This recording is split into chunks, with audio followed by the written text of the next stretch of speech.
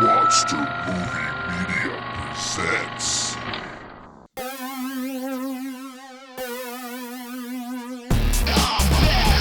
Blast from the past. Your weekly dose of Laughing gas. If you don't like it, you can Kiss my ass.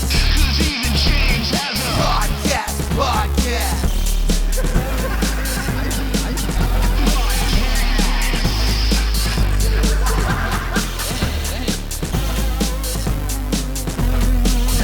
Even James has a podcast.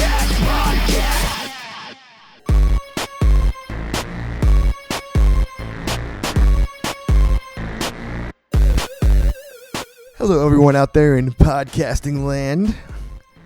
It is I, James H. Carter II, cordially inviting you to episode 49 of the Even James as a podcast. This very podcast is produced and presented by Monster Movie Media. Check us out at monstermoviemedia.com. And this show is currently available on Stitcher, smart radio for your smart telephone application, aka app you can download for free and listen to this show and many others. So guys, what's up? How you been? You had a good week? Good. I had a cool week. This past Friday, I went to see Every Time I Die. And if you don't know who that is, that's a heavy metal, rock, hardcore, and roll band that I've been listening to and going to their shows for about 9 years now, and I hadn't seen them in 4 years. So that those first 5 were jam-packed with countless shows. I don't even know how many times I've seen them. So it's definitely needing to see them again, and it was pretty fucking incredible. Like, it really was awesome. You know, like, they are just so fucking tight and just rock so hard. I mean, it's hard, you know, that's really the best way to describe it. And it felt so good to air guitar and bang my head and scream along to the words to the song. You know, and they had a pretty sweet set list. You know, they started off with some of their newer songs, which I'm not that familiar with. But when they kicked into like some songs that I love, like No Son of Mine, fucking Floater, just really good fucking shit. Yeah, I got so like hyped up on their last song that I was one of the people that you know, we all rushed the stage to try to sing along at the end. Which is pretty unlike me these days, since I'm like old and lazy. You know, I mean, I'm not that old. I'm only 35, but you know, I don't really do those sort of things anymore. But you know, like the song says, when the urgency strikes you, you better not lose your nerve. And I didn't. And it was just cool. There was this really cool opening band called Wet Witch, which are kind of indescribable, which was really cool because that's an oddity. They had their own thing going on, and it was cool. I believe they're local to New Jersey, New York area, so hopefully I'll be able to check them out again. All right, enough of this jibber chatter. Let's talk about this episode. This episode, coming to your face in just mere moments, is a very special chit in the chat in the present tense, which Mark and I get really fucking deep and analyze the fuck out of HBO's hit series Eastbound and Down, which just had its season finale, possibly series finale last week. So we talk about the last episode and just really the whole series and take it on a way deeper level than you probably had ever even thought about it. And even if you haven't watched the show before, don't worry, because you know, we get real fucking crazy, and that's why you tune into this wacky show. So strap it in, kids. Sorry, that was stupid. Let's try something better. Get ready to listen with your ears.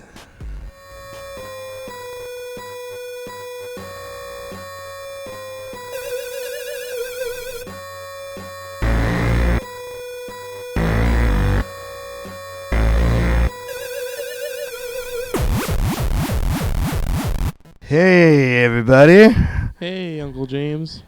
Gather around the podcast tree, kids. It's time for another Shit in the Chat in the present tense. Right here, right now. Right now in your faces. And who do I have with me? Just one lonely old Mark. I'm just a Mark, a lonely old Mark. Yeah, dude. My name is James and Mark's here, Mark's here. and someone's not here. Yeah, Phil's not here. Wow. Fucking asshole. No. Last time he wasn't here, you really ripped into him, and then came back to bite you in the ass. Oh, yeah. Big time. I underestimated the amount of times Phil listens to the show. Yeah. That one time he listened. Yeah. But enough about Phil. Yeah. He's not here. Let's talk about us. Yeah. Let's talk about us. How are you? I'm all right. How are you? Doing pretty good. Yeah. You know. Can't complain, really. My life is pretty awesome. Yeah, you're totally lounge right now. We didn't tell everyone that we are at Roxy and Dukes in Denell, New Jersey. That's true. We are still at Roxy and Dukes in Denell. We haven't left. We've been sitting right here. I wish, actually, that's what I was doing. Especially since we are in the VIP lounge where some burlesque dancers have been known to change their clothing. Yeah. If these walls could talk, they'd speak of titties. Holy shucks, you guys. I mean, I respect the art of burlesque, it's great, but I still would sit here if they would allow me to. Come on. I'm just a you fucking, You wouldn't kick him out of bed. No. I wouldn't kick the art of burlesque out of bed. I don't know who we're talking about, but anyways, do you want to talk about us? Is that what do you have something that you wanted to say? I just think we make a really good team. Yeah. And we're a very good team. We'll try to soldier on without Phil. Yeah. I'm not sure, if we're able to, but the show must go on, and and on it shall go. Yes, it shall. And I have some things I want to bring to the podcasting table. Awesome, lay it on me. I'm here. The first topic, I know that Phil is going to be upset he wasn't a part of, so this will be the last mention of Phil. I know he has something to say about it. So, anyways, I'm trying to think. This show where we're talking now should come out next week. I'm really bad with dates. I don't know what date off the top of my head. Who cares? But so last week, I think it's been over a week, so we could talk about it. I don't give a shit about spoilers. If you haven't watched it in a week, then you don't give a shit anyways. Mm-hmm. But regardless, the series end of Eastbound and Down just yes. I will say down. The much debated series finale. Okay. Because, I guess this will be our entry point. Yeah. Since the first season ended, they said that they were going to do 3 seasons, and that was going to be the end. They decided it's a 3-act thing. We're gonna, if HBO will let us, we'll do 3 seasons. It's gonna be over after that. Right. We are artists. Yes. We won't topple to big HBO's demands. But you seem to be privy to some information. So before you continue, is the show still successful? Because I really have no idea. I believe so. I work at a retail store, and that sells entertainment memorabilia not memorabilia, but entertainment products. And we do sell mermen T-shirts. Really? So people buy them? I assume so. Yeah. I've worked at a store like that before. Just because they stock kind of stuff doesn't mean that it's selling. We used to have a regular Eastbound and Down logo shirt that definitely sold. Okay. The merman shirt. I don't know if I've sold any, but we have them. All right, that's a step in the right direction. I think someone's gonna buy them. I would if they made anything past XL Yeah. for us. For us double X dudes. Yeah. Double X dudes. But yeah, so at beginning of the season, I was talking to Phil about it, and he was like, "Oh yeah, but like they haven't really said it's gonna be the end." Like, Right. and so I didn't really believe him. I thought he was just going off some bullshit. But I read an interview with Jody Hill that was just like He's from- director of and one of the writers of this, just for the layman. Yes. Oh, phone's ringing here at Roxy Dukes. Get that, will ya? We're trying to do a podcast here. Yeah. All right. Anyways, so you read an interview with Joni Hill. So I read an interview with Jody Hill. Jonah Hill. I read an That's interview- how many times have you made that mistake? Jody Hill. And what he said, it was from not that long ago, and he said that. Jesus Christ, the phone's really ringing. He doesn't even pick up on the mic. They asked him if if this was the end of the show, Okay. because I guess this was at least close enough to the finale being shown to people. So he it was like he knew that they were killing him off, and so he said that because there was before the show aired, they said the season finale for Eastbound and Down. Is that what it said? Yeah. I do in the information about the episode. It says series, Mm-hmm. and whoever writes that. But just that's my That's the thing. tidbit there. As different places I've seen, it's different. Okay. Because some people are just going on the information that was always given because they always said it was going to be 3 seasons long. Right. And then I guess some people believe, or I don't know. There's no HBO has not said the show is done. The show is canceled. Right. Because apparently what Jody Hill said in this interview is that HBO wants another season. Like they would want them to keep going. But he wants to do a movie. He's going to go direct another movie. As people who might not know, he did Observe and Report. And Fist Foot Way, was that his first one? Foot Fist Way. Sorry, Yeah. my bad. My bad. Get it right. but yeah, so he hasn't. So he said that they don't really know, pretty much, that they haven't thought about it really too much. Okay. That it is open right now, kind of, because HBO wants them to keep going, and they always said it was going to be a 3-act thing, but you never know. He said you never know what you can do with the TV show. You can pick it up years later, like not shooting, I don't think, but right. Pick up the story, Timeline, make it do something else interesting with it. He's just not sure. Basically he said they shot season 2 and 3. There was only like 2 or 3 months in between them making the seasons, apparently. Really? Because it took so long for them to air. I know. But that's what he said. He said it was like they shot them pretty much back to back with just a few months in between. Wow. Yeah, so that they just kind of got burnt out on it, and so Obviously, they figured, you brought an interesting point. I just realized that he hasn't done another film since Observe and Report. yeah.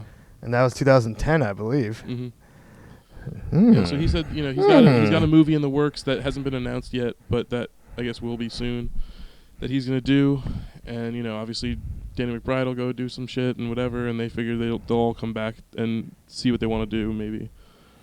Okay, I think probably in the next few weeks, if it is canceled or not, I've been noticing when HBO does cancel a show, they're usually about a week or 2 after the last episode, they'll announce it, like they did with Bored to Death, which was kind of a bummer. Yeah. I mean, not to take, we're talking about Eastbound and Down, but I don't think I talked about it. I don't know. Did you like the Bored to Death? I like Bored to Death. I didn't get too into it. I haven't seen everything, but I liked it. It's one of those shows that's on my list to check out. Yeah, I found it very enjoyable once you get into the groove of what it is. Yeah, I mean, like I said, I've seen enough of it to know that I like it, and I've watched probably like 5 episodes or so over the 2 seasons. Because I watched the first few when it first came on, and I watched the first couple episodes of the second season, but I haven't seen the whole thing. Yeah, it's chronological, so just watch it all in order. Well, I know. Yeah. But it definitely did not end on any type of conclusion at all. Yeah. So it's that's the bummer, when shows I really like get canned, and it's exactly. come on, at least let them know. Like they canceled it. Like they said, they announced it like a week or so after it finished airing. Like, you know, at least let them know when they're, you know, I guess they don't know when they're writing. I don't fucking know how this shit works. Yeah. What I really know is that, you know, this way of getting entertainment is just slowly going away. Like, these shows are on the cable stations. They're still going strong, but eventually people are just going to just put shit right to the internet. As soon as television streamed directly to the internet as like a standard, Yeah. it's just like no more of these gatekeepers. Yeah, I mean, it's already like that, you know. I mean, like, if you know where to look, and I think eventually we'll look back on, like, now as being like, oh, remember when all that shit was free? Remember when, like, you know, like, because I feel like it's just, because then it's just going to be the same companies figuring out how to, you know, corner the market on the internet. And, you know, and then instead of paying a cable subscription, which gets you, you know, X amount of channels, you're paying for each channel. You know, Netflix is its own channel, and Hulu is its own channel, and, you know, they're just going to be, you know, I don't know. Things are going to get fucked. It's gonna get weird. But podcasts will come out on top because we're running shit right now. Oh, yeah. They're trying to put our, you know, hand up our puppet ass, but there's a lot of creepy noises in here. There's no one in here right now besides us, and I'd be pretty creeped out to sleep over here. Yeah. The train's not too far either. So is that the train? That I think is maybe just like a bus or a garbage truck. I'm just getting a little jumpy, I guess. It's like the haunted saloon. Yeah. I mean, there's no one here right now. Like, you know, this is kind of creepy. And the phone's here. Terror phone. Terror phone. What was that line about my butthole? Nothing a good old-fashioned butthole massage can fix. So the Aqua Teen Hunger Force bonus and shit, if you're wondering. No inside jokes. You guys are our friends. Let's keep it all together. All right, so continue on with. I derailed you in talking about Eastbound. Yeah. But so that's what I'm saying is, so look forward to that. Maybe might not be the end, but right. I'm gonna say here's my reaction to the episode though. Okay. I think they wrote it with the intention of being the final episode. Right. And I think that it acted as a really good final episode. I liked it a lot. I feel like it tied things up in a good way. Okay. And it did its job as being a final episode to the show. I feel like they left it at a point where it would be, unless they called the show something else and just had the same characters, I feel like why continue the show? Because, like, here's the thing, all right? So the show ends, obviously, you know, like, so we could go through it if you want. But okay, just so people that haven't watched it or don't know, or, you know. So so in the episode, obviously, you know, he gets called back up to the majors, and he's at the big game. He drops the ball before his last pitch to try to win the game, and he goes back, you know, to try to be with April and his son. The car goes off a cliff. I cried during the montage of people finding out that Kenny Powers is dead. Oh, that got to you. And then he shows up at April's door. He faked his own death. He wants to be with her and the kid, and that was the only way in his mind that that could happen. Right. And so, I feel like, you know, the whole purpose of the show, it's like it starts, you know, with him. He's not he got kicked out of the majors, and the purpose of the show is pretty much like, you know, I mean, two things I guess would be the evolution of Kenny Powers as a man, right, and the evolution of Kenny Powers as a baseball player. And so, you know, the whole quest was to get back to the majors. In this episode, he gets back to the majors, and he realizes that he achieved his dream, he accomplished his goal, and then he's going to go fulfill his destiny as Kenny Powers the man by raising his son. And I feel like that's all you need. Right. Yeah. Why have too much of a good thing? Why waste breath when you've already said what you set out to say? Yeah, I feel you. here's my opinion of that. The fact that he supposedly faked his death.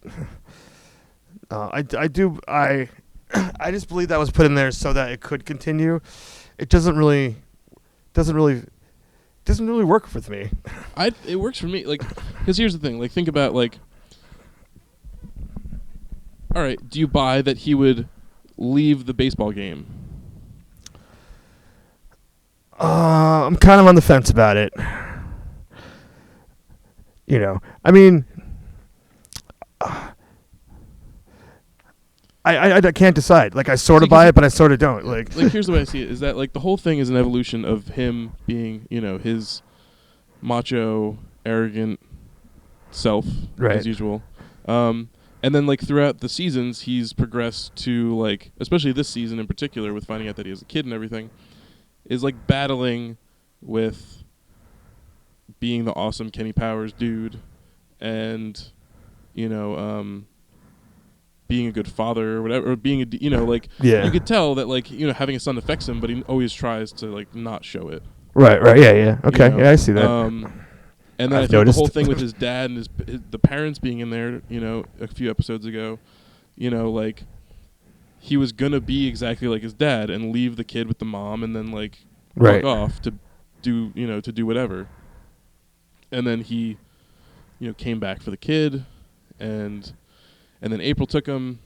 I think it's just, you know, it's about growing up, it's about becoming the man that you know, want to be, and not, you know, obviously, like, you know, I feel like doesn't want to be like his dad, whatever. Alright. And then in the end, he fakes his own death because, like, it's like the death of Kenny Powers has to be, like, fucking immense, like a big, you know, Right, a mythological. yeah. He's a mythological figure, you know, like, to create, like, an Elvis or a Tupac, or you know, I never thought about it like that.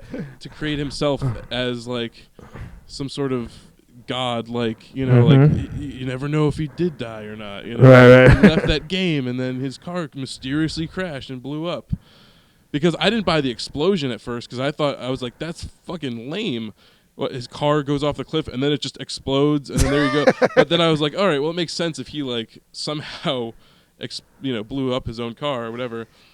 I mean, I think the way they did it was a little weird, just because within the show you're so used to seeing all the bad side of Kenny, Right. that you think they would show him, like, Yeah, setting up to fake his death. Exactly. Yeah. It just, but I feel like it's just the way that they presented it. Yeah, that's It definitely an issue for me, for sure. Was the way that it was presented, that it was just... Well, I'll backtrack and say, let's go back to the scene where he stops by to say goodbye to Toby, and April confesses, I actually came to see you, Kenny. And then his reaction to that is, well, this is shitty timing, because now I need to go fulfill this thing I've been trying to do for 3 seasons. Yeah. The first thought that enters my mind, she has made herself available to him, saying, like, I'm here for you. I want to be with you. I want us to be a family. That's what she said, in that I came to see you. The first thought enters my mind is, why can't they go with him? Yeah, but I think that's the whole thing, is that his whole thing is this bravado, you know, that, like, if he's going to be a ball player, he has to be a superstar. Right, so he has to And be, so yeah. a superstar can't have a family. A superstar can't Yeah, have yeah. a baby around. No, And so yeah, I feel it's you. his I feel whole you. ego, Yeah. you know, that just makes... But if you watch that, because I've watched the episode like 3 times since I first saw it. I watched it twice today. And you can see in his face that he's, like, about to cry from her saying that. You know, like, you could tell that it affects him. And, like, and he just, like, has to, like, get up and go. Right, yeah. I just watched it this morning, so because it's it's fresh like- on the mind. You know, like, whatever. Yeah, So then, he's got to go to Texas. I didn't think about it like that. It just... That was just the first thing I thought of. And then the fact that April actually said that... Yeah. But then the thing is that she says that at the end, you know, like, she says, like, we could have just came with you to Texas and you could have stayed in the majors. And it's almost like it didn't dawn on him that was the thing, because in his Kenny Powers' mind, Mhm. like, I got to go out in the blaze of fucking glory. Right. You know? See, that was the thing I had trouble accepting prior to us talking about it, but now I accept it Mhm. because I didn't think about that perspective. And let's dig a little deeper here. We're getting pretty fucking deep already. We're already 6 feet. Let's go another 6. Right. The thing that I love about what the things that Jody Hill has presented to us, especially Observe and Report, is that, you know, I call Observe and Report a celebration of horrible people. Mhm. And I don't know what it is. I haven't been able to figure out what it is that I like about that so much. It's just that horrible people are always the villains in a story. Mhm. And they're not in Jody Hill's. Yeah, people that have like an absolute viewpoint on the world that Yeah. can't change. Yeah, like, because that's. I mean, I feel like it's the same thing for It's Always Sunny in Philadelphia. Right. Yes. You know, it's like they just have their own view of the world, and nothing will change that. You know, Mhm. like things have to go. I don't know, like just the way people they react to certain things and stuff. You know, it's like, and I feel like it's the same thing in Jody Hill stuff. You know, like Danny McBride's. You know, obviously like Kenny Powers, like he's dead set in his ways of like, Mhm. you know, it's just a way of viewing the world is just so like, I don't know. They have a very strict way, and like, or Seth Rogen's character in Observe and Report, you know, like he feels like he is whatever, like he's the law, you know. Right, like, yeah, it's- But I feel like, yeah, like showing that in movies as a main character instead of the support, you know, like any other movie would be like Seth Rogen's character in Observe and Report would be the crazy mall guy. Yeah. Yeah. As like a secondary, you know, storyline to some movie where like, you know, kids are just trying to have fun in the mall or something. Yeah. They're like, oh, old man Rogan's fucking with us again. Yeah. Well, then now that we've established that, the next question is, particularly with Eastbound and Down, why do we want Kenny to get his way while watching it? Yeah, I think that's just the power of the way that Jody Hill writes and directs stuff. You know, I mean, obviously he hasn't directed everything, but he's co-creator and all that kind of shit. Yeah. So like, I think it's just like, it just shows the power of his writing and their ability to control the story because they've made him such a likable character. Because you see, Right. because there's all the funny shit, you know, the crass humor and stuff, but then there's the really touching moments to it too that makes it more human, you know. Mm-hmm. And so, anytime you have that, like a really enigmatic character that you can laugh with, but also you feel the pain of, you know, I feel like you connect with them, you know. So Yeah, I mean that's the way I felt since the first season, the first episode. Mhm. Like he's so obviously an asshole, but Yeah. with all these bad things happening, we're like, oh no, we want him to get what he wants, and that's I'm like, why? You know, and because there's also a sympathetic character. You know, Yeah. terrible things happen to him, and he has that ego about him that makes him an asshole. But that ego, you can tell, is just also a shell. Right. Yeah. To Yeah. protect Mhm. himself. Yeah, from that's pretty feeling obvious. Shitty about things. Yeah.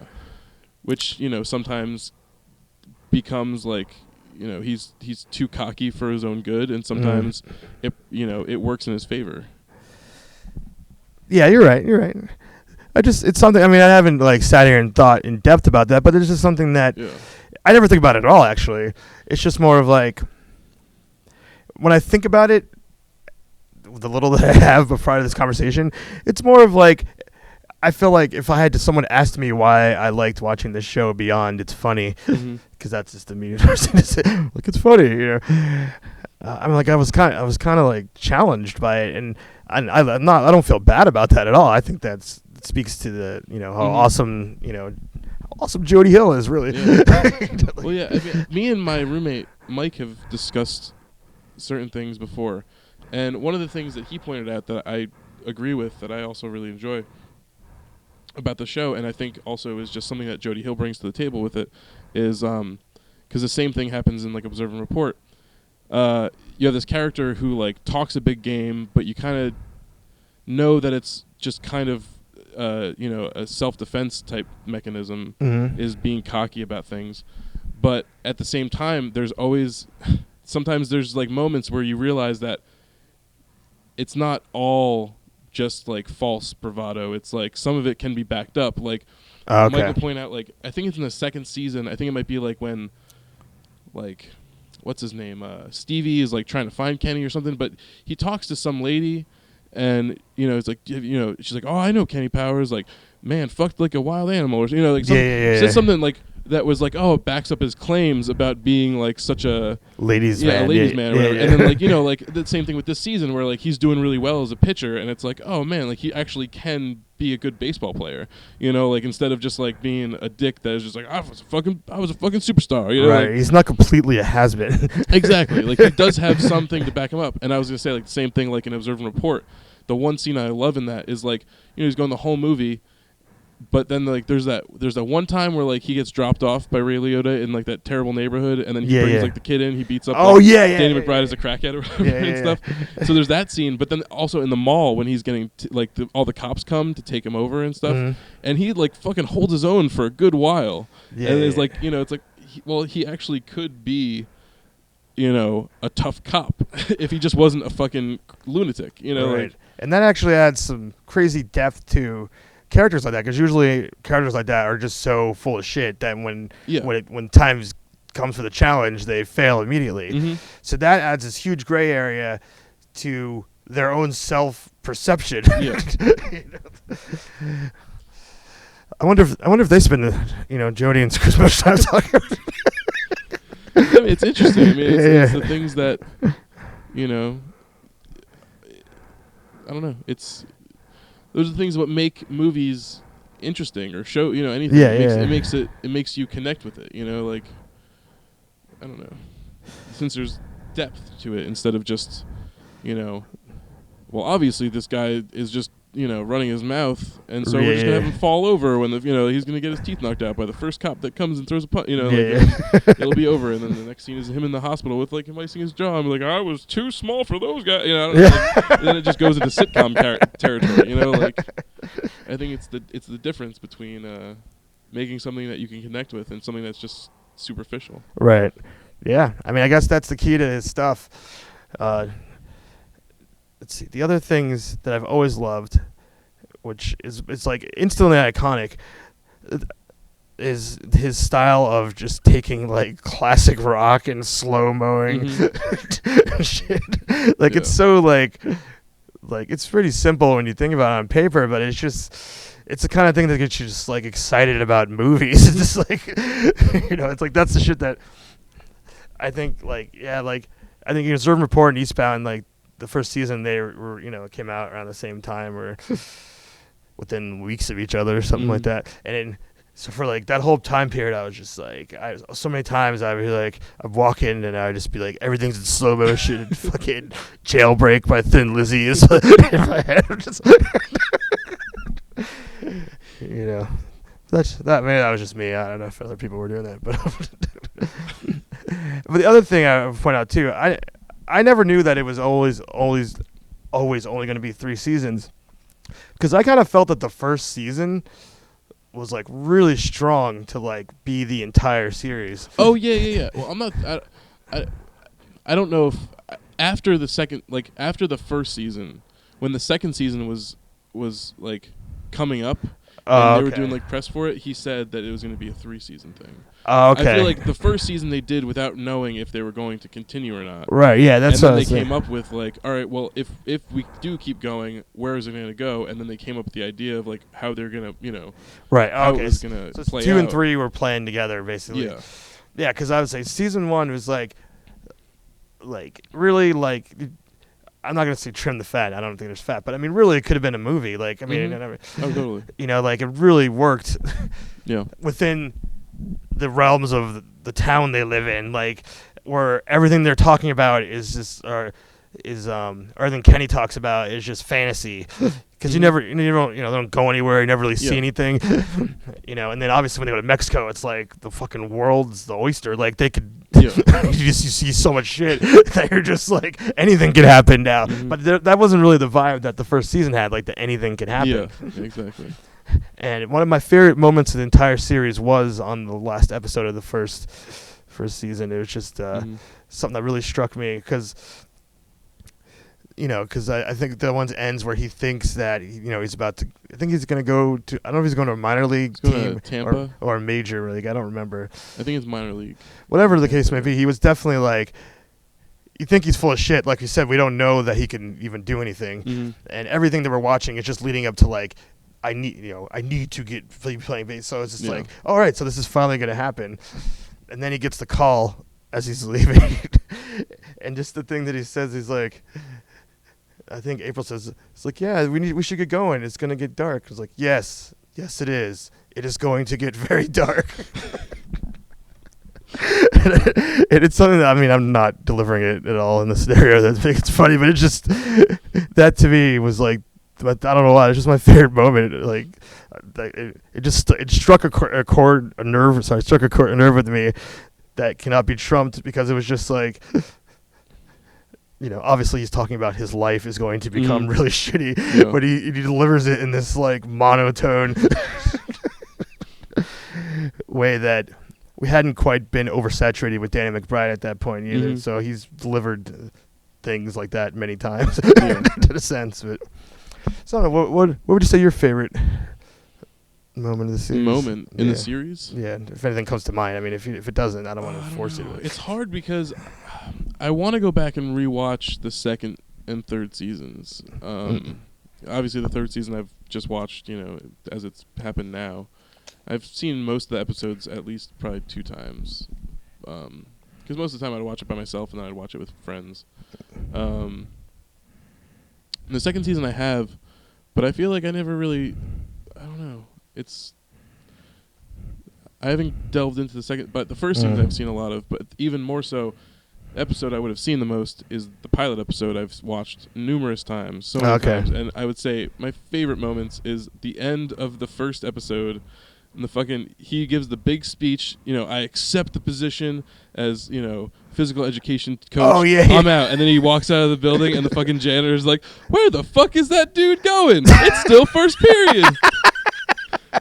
It's not a Kenny Powers moment, but the one thing that always sticks out in my head is that or also the first episode of, did you go to rehab? Like whatever, like not that kind of rehab. It's like, oh, because when Coach whatever so-and-so hurt his arm, he said he had to go to rehab. He's like, oh, yeah, I went to rehab. I hurt my nose. Or did you hurt yourself? He's like, yeah, I hurt myself. I hurt my nose. That was good. Like physical rehabilitation. That's supposed to. But yeah, I don't know. It's one of those things that now it's over. I just want to go back and rewatch it all. Because there's definitely I feel like everyone had the same feelings that this season had a lot more like craziness going on with it. There was a lot more like playing around with genres and tones. Right. Like that episode I watched over at your house was just so. Was it the second episode? It was the second or third? It was the second of the season. Yeah. Yeah, it was just so jarring. Oh yeah, with Ashley Schaefer and the whole like. Stevie dressing up as a geisha. Yeah. And then the cannonballs, like killing people and shit. Especially since it's the second episode of the third season. It was, it was totally like, it made me worried. that I'm glad that was just that episode. Yeah. It's not that I don't like that episode. It's just like, it really was turning into this just sky is the limit of wackiness. Exactly, yeah. Because that's the thing that was always so great about it. The show is that it's grounded in reality. There's a realness to it, and definitely that episode. I remember I was thinking like this could be a bad thing. Yeah. I don't know how much I want them to go keep doing this, but I think at the end, it kind of comes back down to reality with the two of them just laughing in the truck, and it was just like, all right, well, just seems like they just wanted to do like some kind of fucked up episode, you know, like Yeah, just an yeah. experiment and things. Yeah, you know, by the next episode, I was like, all right, good, we're back Yeah. on track. And then the one thing that was weird to me that I felt like, I don't know, it couldn't have just been me and my roommate that thought this, but as we were watching the season continue, I feel like every episode there was like tons of like movie references and stuff. There's lots of like cinematic things, like Nothing comes to mind. What do you? all right, like I don't know, just like all right, there's the whole thing between him and Shane calling each other Goose and Maverick. All right. Like Top Gun references, Right. whatever. Then like I don't know, the whole like episode, that second episode, we were thinking like almost like the Gimp, because he calls him a Gimp at one point in the episode. He calls Stevie a Gimp. He's like, I got you like a straight up Gimp in here. Oh, and there's yeah, that whole yeah, fucked up yeah. scene and stuff. And we were like, this is like, you know, like the fucking basement scene in Pulp Fiction or whatever. Like, Yeah, actually, I did think of that. Obviously, you hear that, you think of Pulp Fiction. And Yeah. something else of it reminded me of it too. So yeah, I feel what you're saying. and then like there's the one episode where every time they showed the baby, they would play the theme to Rosemary's Baby. I didn't notice that. It's like la la la la la la la. And there was other things too, but I'd have to rewatch the episodes. But there was like every week we kept pointing out to each other like this is like this, this is like this thing, this is like this thing. And then of course like in the end of this one when he's like on the highway, he's like, I'm in a Cameron Crowe movie. yeah. It was just an observation. Right. All right. Well, is there anything else to add to the? No, I mean if it's topic? over, I'll miss it, but I think it's the right decision, honestly. Yeah. Here's my thought on the length. I feel like each season should have stayed 6 episodes, Mm-hmm. because I think that it started to get at the length where like, I think they doubled it. I think season 2 was 12 episodes, and I think this one was about 10. The first 2 were both 6 episodes. It was? Mm-hmm. Okay, so this one was just longer. This one then. was like, I think they added like, yeah, I think it was 10. I think they added 4 episodes. I remember seeing 2 being longer for some reason. But anyways, I feel that this is just my personal feeling that if it really is the end, it was just they took it past the point of like I'm talking episode amount. Mhm. Where now it's like I just want to keep watching this. Like I just want this to keep coming on. Like I just almost like I'm expecting it to be. Mhm. I do agree with what you're saying. Story wise, it's kind of like, where is it gonna go? Yeah. So I feel like maybe it could have been a little shorter. I mean, is that weird to say? Because I like watching all the episodes. I don't know. Because here's the thing. I feel like recently, in the past couple of years, like that's sort of become something that has been a mark of good shows, is that like they decide it's going to be over instead of it just going until it gets canceled. Right, Like, increasingly poor decision of Todd Margaret, like the David Cross show. Like he from the get-go was like, this is going to be 2 seasons, and like, right, and it was told the thing over 6 2 episodes. seasons. Yeah. So like, and then like the same thing. Like I feel like to me, I first heard of it like of this being a thing that people were doing now is that like when Lost was on the air, Right. like in the 3rd season they decided it's only going to be 6 seasons. It's only this is where it's going to go. They had a plan for it. I think it's proven itself as being a good system for making a TV show that is worth something. I feel the same thing. Breaking Bad right now. I think Vince Gilligan has said that it's only going to be 1 more season. Well, it's 16 episodes. Yeah, something like that. So I'm I not think, sure, yeah. from what I heard, it's supposed to be broken into 2 sets of Okay, 8. all But right. probably just the way they did Walking Dead with like Yeah. a 4-month gap or something like that. Exactly, Yeah. But yeah, so I think it's one of those things where it's kind of a gimmick, for them to say it. Yeah. But at the same time, I think it puts faith in them, because if you have people that are capable, even if, no matter who the person is that's writing something or creating a show, if they don't know how long they're going to be on the air for, if they don't know how, where they're, because I think that's, when you're writing, say, like sitcoms or whatever, it's like... It's infinite. Exactly, it's infinite. And so it's just, they don't have overarching storylines. But when you're dealing with a show that has storylines that are going somewhere, you want to make sure that the audience is happy and is satisfied by shit, Yeah. And so like you said, like, Bored to Death got canceled before they knew that they were going to be canceled. So you just kind of have a show that was 2 seasons and just kind of ends, and you never know what was going to happen, Yeah. So, I think it shows a faithfulness to the audience that they would say, like, it's, sure, like, we're not going to give you this thing forever, but Right. you'll know that it's good quality. We'll have an idea of where to go. It's not going to meander. It's not going to give you bullshit. It's Right. not going to be superfluous. It's all killer, no filler. Exactly, They don't have time to waste it. So I have. That's why I was I was psyched for it. I was like, Yeah. it's going to be 3 seasons. It's going to be it, and then we can just enjoy it for what it is. Right. I feel like that's kind of like Arrested Development, for as great of a show as it is. They got that extra season, the 3rd season, and kind of like went kind of weird, because it was like they kept thinking they were going to end it. So like every season kind of feels like an ending, but maybe not. But then they definitely ended it at the end, I guess, of the 3rd season. But whatever. Right. They didn't. There's all that limbo, and you never know. And yeah, I actually just finished my yearly watch of the series. Oh yeah.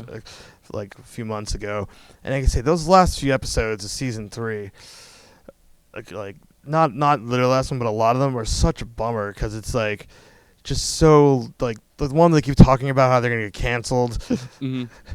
and it's great like when that was on TV. Exactly. But it's like as far as that's just a series that I just keep rewatching over and over again, and that it just really like it just turns into this whole weird thing. But obviously we know where Arrested Development's going, and we'll be satisfied. So we need to talk about that now. But but yeah. All right, I think that's it, man. I think that we've and we could lay to rest. Eastbound and down. Rest in peace. I know it's something that we wanted to pay proper respect to as individuals, and I thought it'd be something to talk about on the show. I had someone say to me, I was surprised that I liked it. Because I don't like sports. And my response was pretty much, first of all, that show is not about sports in any possible way. It's just like the activity that he's, trying to excel in or a goal. Like, it's not like the fucking day-to-day, like, And another thing too, which I know that I think it was on the that podcast, creative screenwriting podcast. Mm-hmm. That I think someone asked them why they chose baseball, what they knew about baseball for a subject matter, and they said they didn't know anything about baseball. So that made me feel like really like okay, like really comfortable and like all right, you're not gonna lose me. You're not gonna cross over to some other realm of. Some shit I don't care about. So that's a really dumb closing point, but I forgot I wanted to mention that anyways. Let's get out of here, man. So from Roxy and Dukes to your ears. Hello. That's my new closing thing. Is that good? Oh, I really like it a lot. Yeah. Hello.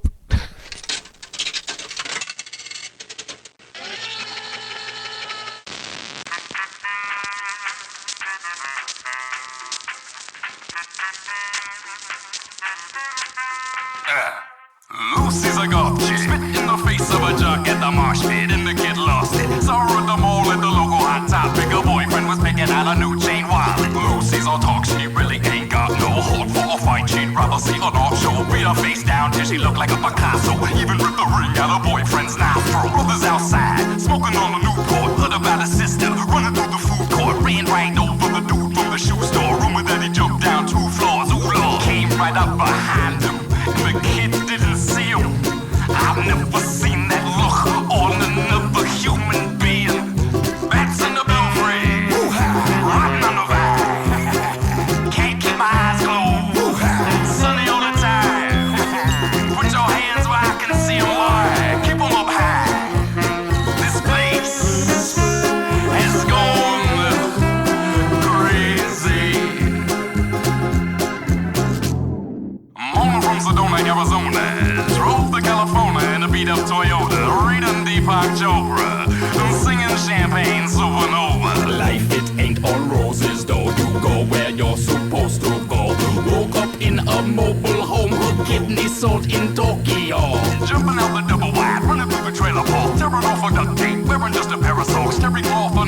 the parents fought in hysterics when the sheriff stopped.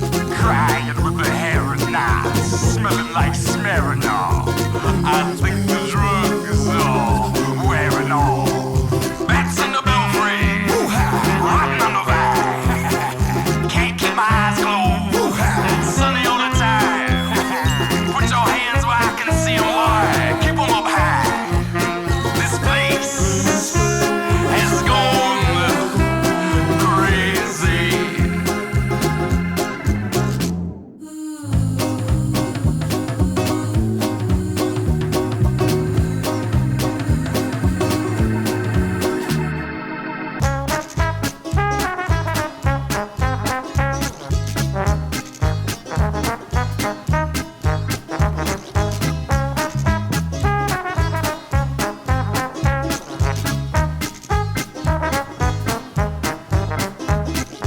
It don't matter, matter, clown that ladder, da da da da da da da da da da matter and matter, matter, clown that ladder, da da da da da da da da da da. It don't matter, matter, clown that ladder, da da da da da da da da da da matter and matter, matter, clown that ladder, da da da da da da da.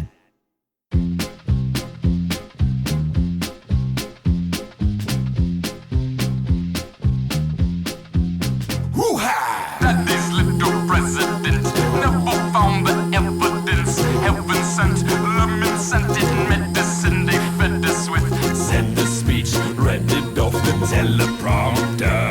We fly away in an Orby helicopter. Every meadow concert in the yellow Mazda. Jello shots and marijuana going off the wall now for a bunch of mobsters looking for Osama bin Laden. Bats in the belfry, rotten on the vine. Can't keep my eyes closed, sunny all the time. Put your hands where I can see 'em, boy. Keep 'em up high. This place has gone crazy.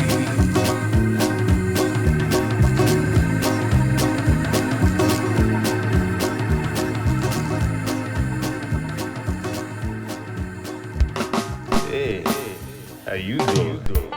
Is that even James has a podcast? Not on my watch, it ain't. Good. Put 'em I fight you with one paw tied behind my back. I fight you standing on one foot. I fight you with my eyes closed. You guys are retarded. If you listen to even James on podcast, I guarantee you're gonna be as smart as I is. Everyone in this room is now dumber for having listened to it.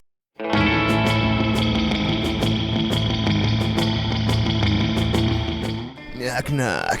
Who's there? Me who? Me wrapping it up right now. You just heard a track from That Handsome Devil. Viva Discordia. Hoo-ha. Sorry, I know. You're like, I just heard it. I don't need your fucking singing it. Whatever, dude. Whatever. Anyways, yeah, I'm going to get out of here. So, yeah, hopefully you enjoyed that little chit in the chat. You know, hopefully we're able to come to peace if Eastbound and Down doesn't return. You know, we always have episode 49. All of us, we always have it in our hearts and in our minds. And that's the way life goes. So I'm going to get out of here. Check me out on Twitter at James H. Carter 2. Send us an email, jamespodcast@gmail.com. Check out our website. Check out our Facebook. Check us out on iTunes. Check us out on Stitcher. All this shit, just check the fuck out of it. If you're going to be at the Chiller Expo this weekend in Parsippany, New Jersey, you know, keep an eye out for me. And say hi to me, I guess, if you want, whatever, it's your life. Thanks to That Handsome Devil, Jim from Roxy and Dukes, for once again letting us chill in the haunted, sexy VIP room. And thank you. And just keep that one of your feet firmly planted in the gutter and the other one in the grave. Woo-ha!